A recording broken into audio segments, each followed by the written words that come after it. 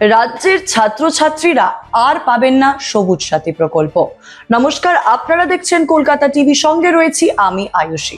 হ্যাঁ, ঠিক শুনেছেন, সবুজ সাথী প্রকল্প আর নেই। তৃণমূলের সরকারের সময় শুরু হয়েছিল এই সবুজ সাথী প্রকল্প।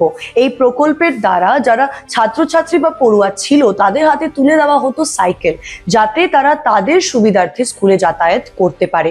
এই প্রকল্প নিয়ে আগেও বহু অভিযোগ উঠেছে, পরেও বহু অভিযোগ উঠেছে, তবে সেই সবুজ সাথী প্রকল্প কিন্তু আর নেই।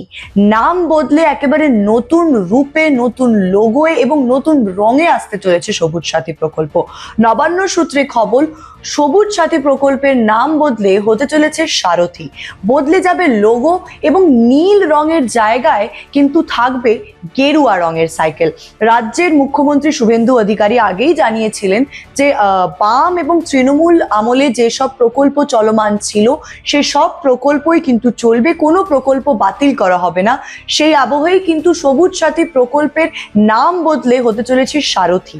এবং আরো একটা উল্লেখযোগ্য বিষয়, ভোট গণনা বা ভোট ফল প্রকাশের আগে যেসব জেলায় জেলায় সাইকেল পৌঁছে গিয়েছিল, সবুজ সাথীর সাইকেল পৌঁছে গিয়েছিল, সেগুলো ফল প্রকাশের পরেও কিন্তু বিতরণ করা হয়নি। ফলে সেই সাইকেলে কিন্তু এখনো নীল রং এবং তৃণমূল সরকারের যে বিশ্ব বাংলার লোগো, সেই লোগো কিন্তু এখনো সেসব সাইকেলে রয়েছে।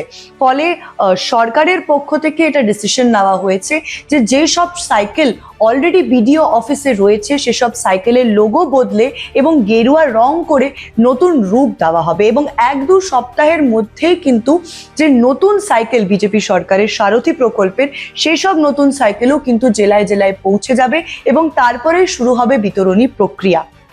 আগে যেরকম ভাবে বিতরণ হতো সাইকেল, ঠিক সমানভাবেই সেই সেম পদ্ধতিতেই কিন্তু সাইকেল বিতরণ চলবে। এবং রাজ্য সরকারের পক্ষ থেকে কিন্তু এটাও জানানো হয়েছে যে যে সাইকেল বিতরণী হতো বা যারা ছাত্রছাত্রী এলিজিবিলিটি ক্রাইটেরিয়া ছিল সব কিছুই কিন্তু সেম থাকছে। ফলে কোনো ছাত্রছাত্রী কিন্তু এই প্রকল্পের থেকে বাদ যাবে না বলেই খবর।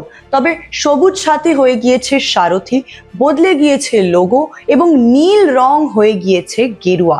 সেই কারণে এই প্রকল্পে যে রাজনৈতিক রঙের বদল হয়েছে, সেই নিয়েও যে রাজনৈতিক তরজা শুরু হবে সেটা বলাই বাহুল্য। আপনারা দেখতে থাকুন কলকাতা টিভি, রাত দিন 7 দিন।